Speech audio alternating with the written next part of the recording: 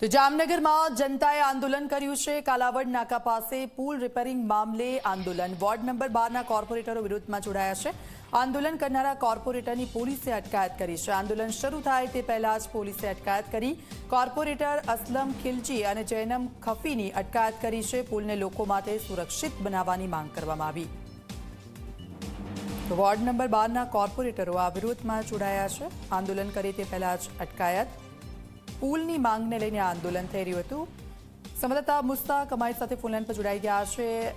મુસ્તાક, કેટલા સમયથી લોકોની પુલની માંગ છે અને હવે આ આંદોલન, શું વિગતો તેને લઈને?